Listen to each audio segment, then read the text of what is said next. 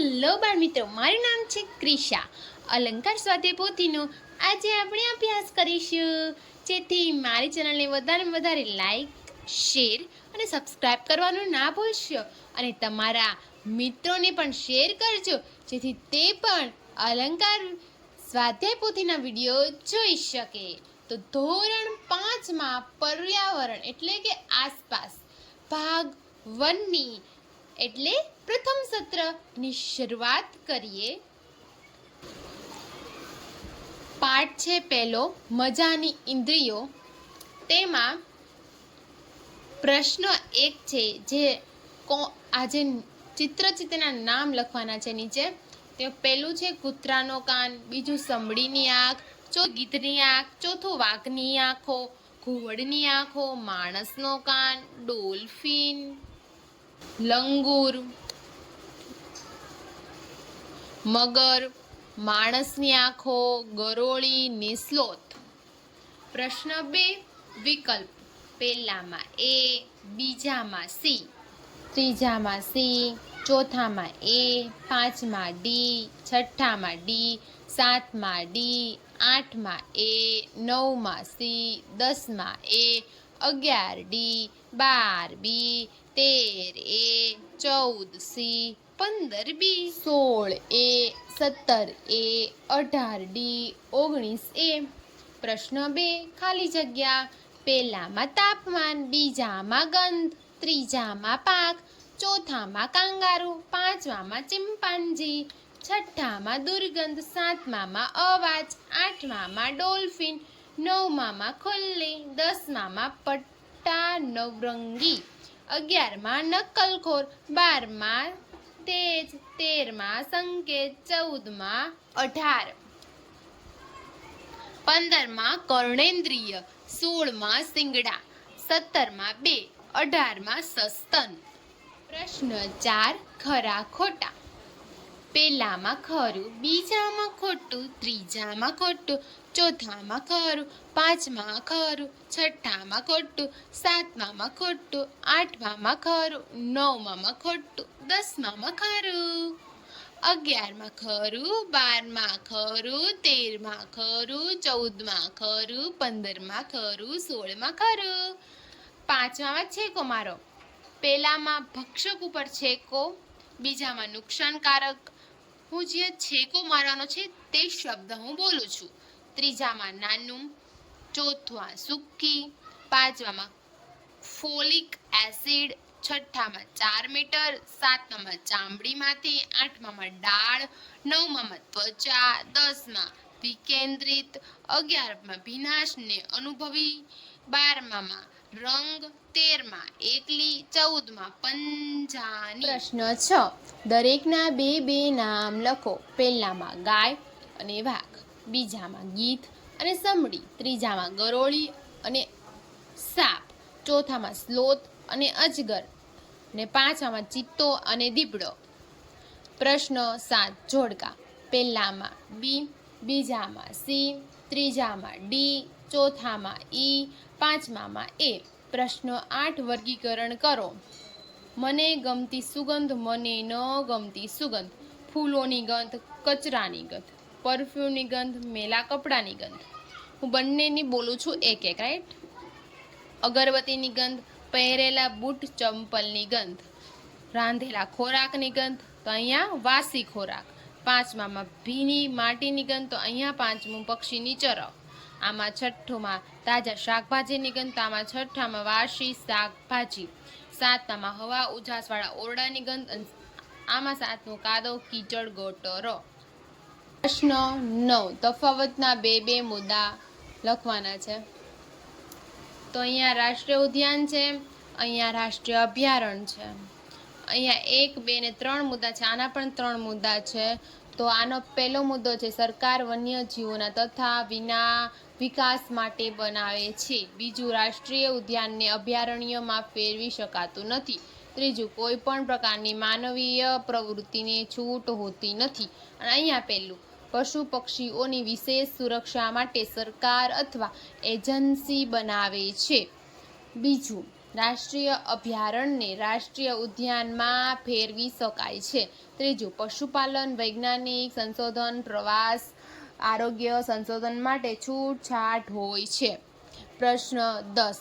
મને ઓળખીને મારું નામ. પહેલામાં કીડી, બીજામાં રેશમનો કીડો, ત્રીજામાં સુરખાબ, ચોથામાં કાચબો, પાંચમામાં શાહમૃગ, છઠ્ઠામાં સ્લોથ, સાતમામાં વાઘ, આઠમામાં કૂતરો, નવમામાં પોપટ, દસમામાં ચામાચીડિયું. પ્રશ્ન 11. અલગ પડતા શબ્દ તેની ઉપર ગોળ કરવાનું છે. પહેલામાં મગર, બીજામાં દૈયળ, ત્રીજામાં પારિજાત, ચોથામાં વાઘ, પાંચમામાં ડોલ્ફિન, છઠ્ઠામાં કાંગારૂ. પ્રશ્ન 12. જ્યાં પ્રશ્નનો જવાબ આપેલા છે તેના અમુક આપણે જવાબ આપવાના છે. તો પહેલામાં ના, જમણી આંખ બંધ કરવાથી ગરદન હલાવ્યા વગર મિત્રોની પ્રવૃત્તિને જોઈ શકાતી નથી. બીજામાં આવશે એક આંખથી એક તરફ જોઈ શકાય છે, બંને આંખોથી આજુબાજુ સ્પષ્ટ જોઈ શકાય છે. અહીંયા પાછા પ્રશ્નો પૂછે છે તો એને જવાબ આપતા કહે છે. ત્રીજામાં જ્યારે બંને આંખો ખુલ્લી રાખી ત્યારે બોલ પકડવાનું સહેલું લાગ્યું. હવે બીમાં પ્રશ્ન પૂછે છે.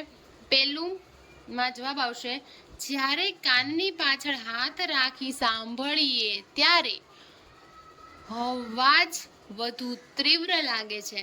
મિત્રને પણ એવો જ અનુભવ થયો. બીજામાં હા, હું મારો પોતાનો અવાજ સાંભળી શકું છું. ત્રીજામાં હા, બેન્ચ નજીક બેસી ફક્ત અવાજ સંભળાય છે. પાટિયા પર કાન રાખવાથી અવાજ સાથે ધ્રુજારી અનુભવાય છે. પ્રશ્ન 13 જે એક વાક્યના છે તેમાં પહેલામાં આવશે કીડી તેના મિત્રોને તેમની ગંધ પરથી ઓળખી જાય છે. બીજામાં કીડી એ ગંધ પરથી જાણી લીધું કે બીજી કીડીઓ તેમના જૂથની નથી. ત્રીજામાં રક્ષક કીડી અન્ય કીડીઓને તેમની ગંધ પરથી ઓળખી જાય છે. ચોથામાં 15-20 મિનિટ. પાંચમાં જમીન પર પડેલી મીઠાઈ પાસે પહેલા એક કીડી આવે છે, તેની પાછળ કીડીઓનું જૂથ આવે છે. છઠ્ઠું, કીડીઓ ખોરાકને ઉંચકીને પોતાના દર તરફ જતી જોવા મળે છે. સાતમું, કીડીઓ ખોરાકના સ્થળેથી પોતાના દર તરફ જાય છે. આઠમું હા. નવમું, કીડીઓને રસ્તો પેન્સિલથી બંધ કરી દેતા તે પેન્સિલ પર ચડીને આગળ જાય છે. દસમામાં હા, મચ્છર કરડી જવાથી માંદા પડી જવાય છે. રાત્રે કરડે તો પણ ન શક્ય. 11માં માણસના શરીરની સુગંધ અને તાપમાન તથા ની ગંધ પરથી મચ્છરને ખબર પડી જાય છે. 12માં કૂતરાઓ જ્યાં જ્યાં અન્ય કૂતરાઓના પેશાબ અને મળની ગંધ સૂંઘતા હોય છે. 13માં ખોરાકને સૂંઘવામાં, ફૂલોની સુગંધ માણવામાં તથા સારી ખરાબ ગંધને પારખવામાં મદદરૂપ થાય છે. 14માં કૂતરો, ભેંસ, માછલી, હાથી, ઘોડો વગેરેને જોયા વગર ઓળખી શકીએ. 15માં હા, અમારા કુટુંબના બધા સભ્યોના કપડામાંથી સુગંધ આવે છે. 16માં હા, આ બધી જગ્યાએ દુર્ગંધ અનુભવી છે. 17માં ઘુવડને માણસની જેમ આગળ તરફ આંખો હોય છે. 18માં પક્ષીઓને તેના મરતફની બંને બાજુ આંખો હોવાથી ગરદન હલાવે છે. 19માં મગરને કદી પરસેવો વળતો નથી, આથી પોતાના શરીરના તાપમાનને જાળવવા તે મોં ખુલ્લું રાખે છે. 20માં મગરની આંખ તેના માથાની ઉપરના ભાગે હોય છે, આથી તે પાણીની અંદરથી પોતાના શિકારને જોઈ શકે છે. 21માં ગરુડ જમીન પર પડેલી રોટલીને 8 કિમી દૂરથી જોઈ શકે છે. 22માં હાથી, હરણ, સસલું, ગાય વગેરેને પ્રાણીઓ કાન આપણા કાન કરતાં મોટા હોય છે. 23માં ના, પ્રાણીઓના કાન નાના મોટા હોય છે, પણ તેમની સાંભળવાની ક્ષમતા પર તે અસર નથી કરતા. 24માં લંગૂર ખાસ પ્રકારના ચેતવણી સંકેત આપીને અન્ય પ્રાણીઓને સાવધાન કરે છે. 25માં પક્ષીઓના અવાજના સંકેત દ્વારા કર્મચારીઓને વાઘ, સિંહ જેવા પ્રાણીઓના દિશાનો ખ્યાલ આવે છે. 26માં માછલીઓને અલગ અલગ પ્રકારના ખાસ અવાજથી અન્ય માછલીઓને ભયથી સાવધાન કરે છે. 27માં જંગલની આસપાસ રહેતા લોકોને પશુ પક્ષીઓનો અવાજ ચેતવણી સંકેત પરથી ભૂકંપ કે વાવાઝોડાની જાણકારી થાય છે. 28માં વાઘની ગર્જનાનો અવાજ 3 કિમી દૂર સુધી સાંભળી શકાય છે. 29માં મોટા ભાગે સરીસૃપ પ્રાણીઓ શિયાળા દરમિયાન ગાઢ નિંદ્રામાં જતા રહે છે, માટે દેખાતા નથી. 30માં મગરની ચામડી જાડી અને ભીંગડાવાળી હોય છે. 31માં સ્લોથ વૃક્ષની ડાળી પર ઊંધા લટકીને આશરે 18 કલાક ઊંઘે છે. પ્રશ્ન 14. 2-3 વાક્યમાં જવાબ. પહેલામાં સાપની આંખની કીકીનો આકાર અને વચ્ચેનું કાળું ટપકું રાત્રે કે દિવસે જોવા માટે તે ત્યારે વધુ સક્રિય હશે તે સૂચવે છે. બીજામાં ગુનેગારોને પકડવા ચોરોએ પકડવા ખોવાયેલી વસ્તુ કે વ્યક્તિને શોધવા બીજા કઈ જગ્યાએ મૂકવામાં આવ્યો છે તે શોધવા જેવી બાબતો માટે મનુષ્ય કૂતરાની સૂંઘવાની આવડતનો ઉપયોગ કરે છે. ત્રીજામાં કૂતરો, ભેંસ, માછલી, ઘોડો, હાથી વગેરે. ચોથામાં મેના, ચકલી, કાગડો, કોયલ, સમડી, ગીધ, મોર, બુલબુલ, કાબર, કુકડો વગેરે પક્ષીઓને માથાની બાજુઓ પર આંખો હોય છે. તેમની આંખોનું કદ તેમના માથાના કદ કરતાં નાનું હોય છે. પાંચમામાં જો મારા કાનની જગ્યાએ આંખો હોય તો મારે ડાબે જમણે જોવા માટે ગરદન ન ફેરવવી પડત. સાયકલ ચલાવતી વખત બાજુમાં પાછળથી આવતા વાહનને હું સરળતાથી જોઈ શકત. હા બાળમિત્રો, આવા જ જો મારી અલંકાર સ્વાધ્યાય પોથીના વિડીયો નિયમિત જોતા રહેજો અને બીજા મિત્રોને શેર કરજો, જેથી તે પણ અલંકાર સ્વાધ્યાય પોથીનો વિડીયો જોઈ શકે. છઠ્ઠામાં આવશે ના, સારી અને ખરાબ સુગંધ દરેક માટે સમાન હોતી નથી. આપણને જે દુર્ગંધ લાગતી હોય તે બીજાને ગમતી હોય એવું બની શકે, માટે સુગંધ અનુભવ અને લાગણી પર આધારિત છે. સાતમામાં હા, પ્રાણીઓ રંગો જોઈ શકે છે, પણ આપણે જેટલા જોઈ શકતા નથી. જે પ્રાણીઓ દિવસ દરમિયાન જાગતા હોય છે તે અમુક રંગો જોઈ શકે છે, જે રાત્રે જાગતા હોય તે ફક્ત કાળો અને સફેદ રંગ જોઈ શકે છે. આઠમામાં હરણ, ગાય, ભેંસ, કૂતરો, હાથી, શિયાળ, જીરાફ, વાઘ, સિંહ, ઊંટ, વરુ, બિલાડી, રીંછ વગેરે પ્રાણીઓ ના કાન જોઈ શકાય છે. નવમામાં હા, ભેંસ, હાથી, સિંહ, વાઘ, ગાય, કૂતરો, બકરી વગેરેના અવાજને હું સમજી શકું છું. 10મામાં હા, પોપટ, કબૂતર, ગાય, કૂતરો જેવા પશુ પક્ષીઓ ભાષા સમજે છે. 11માં અમે વર્ગખંડમાં જ્યારે મસ્તી કરતા હોઈએ અને ટીચર આવી જાય કે આચાર્ય ગ્રાઉન્ડમાં નીકળે ત્યારે હાથ અને આંખના ઈશારાથી મિત્રને ચેતવણી સંકેત આપવાની જરૂર પડે છે. 12માં 2004માં અંદમાન ટાપુના જંગલોમાં કેટલાક આદિવાસીઓએ પ્રાણીઓના વર્તન પરથી ભય વિશે જાણી લીધું. આથી તેઓ સલામત સ્થાને જતા રહે. આ રીતે તેઓ બચી ગયા. પ્રશ્ન 15 મુદ્દાસર જવાબ. પહેલામાં છાયા પોતાના દીકરાનું બાળોતિયું સાફ કરે છે ત્યારે તે પોતાના મોં રૂમાલથી ઢાંકતી નથી, કારણ કે તેને દરરોજ સાફ કરવાની ટેવ છે અને તે સમયસર બાળોતિયાને સાફ કરતી હોવાથી તે ગંદુ ન હતું. પરંતુ જ્યારે રુચિતનું બાળોતિયું સાફ કરે છે ત્યારે તેને ગંદી વાસ. આથી તે પોતાનું મોં રૂમાલથી ઢાંકી દે છે. રુચિતનું બાળોતિયું સાફ કરવાની તેને ટેવ નથી અને તેનું બાળોતિયું સમયસર સાફ ન થતું હોવાથી ગંદુ હતું. બીજામાં, અમે જ્યારે કચરાના ઢગલા પાસેથી પસાર થઈએ છીએ ત્યારે ખરાબ વાસ આવે છે, જેનાથી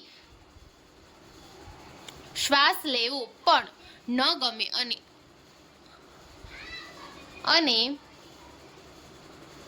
અકળામણ થવા લાગે છે. જ્યારે કચરાના ઢગલામાંથી લોકોને વસ્તુ ઉપાડતા જોઉં છું તો આશ્ચર્ય થાય છે. તેઓને શું મારી જેમ અકળામણ ન થતું હોય? તેની આસપાસ માખી મચ્છર ઉડતા હોવા છતાં તેમને કામ કરતા જોઈને તેમના પ્રત્યે કરુણા થાય છે. ત્રીજામાં, હા, મનુષ્ય પણ પ્રાણીઓ માટે જોખમી છે. મનુષ્ય પોતાના શોખ માટે વાઘ, સિંહ, હરણ જેવા પ્રાણીઓનો શિકાર કરે છે. હાથીને તેના દાંત માટે, સાપ અને મગરને તેની ચામડી માટે, કસ્તુરી મૃગ તેની કસ્તુરી માટે મારી નાખે છે. પોતાના શોખ માટે માણસ નિર્દોષ પ્રાણીઓને મારી નાખતા અચકાતો નથી. માટે મનુષ્ય પણ પ્રાણી માટે જોખમી છે. ચોથામાં, વાઘની સાંભળવાની શક્તિ તીવ્ર હોય છે. તેનાથી તે પાંદડાની ખડખડાટ અને ઘાસની વચ્ચેથી અન્ય પ્રાણીઓના હલનચલનના અવાજને અલગ પાડી શકે છે. કૂતરાની સાંભળવાની અને સૂંઘવાની શક્તિ તીવ્ર હોય છે. તેની આ શક્તિના કારણે ગુનેગારોને પકડવા માટે તથા બોમ્બ શોધવા માટે તેનો ઉપયોગ થાય છે. પાંચમામાં, અભય + અરણ્ય એટલે કે અભયારણ્ય એટલે જ્યાં પ્રાણીઓ અને પક્ષીઓ નિર્ભયપણે વિહાર કરી શકે તેવું સ્થાન. વન્યજીવોને બચાવવા માટે ભારત સરકારે અમુક ખાસ રક્ષિત વિસ્તારો જાહેર કર્યા છે. ત્યાં પશુ પક્ષીઓ માટે વનસ્પતિઓનું જતન અને સંવર્ધન કરવામાં આવે છે. અહીં શિકાર કરવાથી મનાઈ હોય છે. ભારતમાં અત્યારે 448 જેટલા અભયારણ્ય છે. પ્રશ્ન 16 કારણો આપો. પહેલામાં, ગરોળી એક સરીસૃપ પ્રાણી છે જે ઠંડા લોહીવાળી હોવાથી ઠંડીની ઋતુમાં બાહ્ય ઠંડી સહન કરી શકતી નથી. આથી તે કોઈ હૂંફાળા સ્થાનમાં જઈને ગાઢ નિંદ્રામાં જતી રહે છે. આથી આપણે ઠંડીની ઋતુમાં ગરોળીને ઘરમાં જોઈ શકતા નથી. બીજામાં, વાઘ દેખાવે સુંદર લાગે છે. તેનું ચામડું, નખ અને અન્ય અંગો દવા માટે વપરાતા હોવાથી વાઘની હત્યા થાય છે. કેટલાક લોકો તો શોખ ખાતર પણ વાઘનો શિકાર કરે છે. આ કારણસર પોવા જ રહેઠાણ તેના માટે અસુરક્ષિત બની ગયું છે. ત્રીજામાં, ગાયક કલાકારો જ્યારે ગાય છે ત્યારે બાહ્ય જવાજો તેમના સ્વર લયને ભંગ ન કરે અહીંયા આવશે બાહ્ય અવાજો.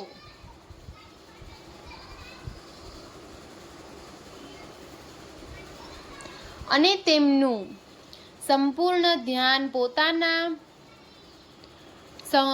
સંગોતના સૂર લયમાં કેન્દ્રિત થાય તે માટે કલાકારો ગાતી વખતે તેમના હાથ કાન પર મૂકે છે. ચોથામાં, દરેક વાઘનો એક નિશ્ચિત વિસ્તાર હોય છે જેને વાઘ તેના પેશાબથી નિશાની બનાવી અલગ પાડે છે. પોતાના વિસ્તાર પર તેઓ પોતાનો અધિકાર સમજે છે. તેમના વિસ્તાર અન્ય વાઘ આવે તો બંને વચ્ચે યુદ્ધ થાય છે. આથી એક વાઘ બીજા વાઘના વિસ્તારમાં જવાનું ટાળે છે.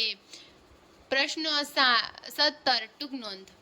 પહેલામાં આવશે, મુખ્ય અમેરિકા જોવા મળતું પ્રાણી સ્લોથ છે.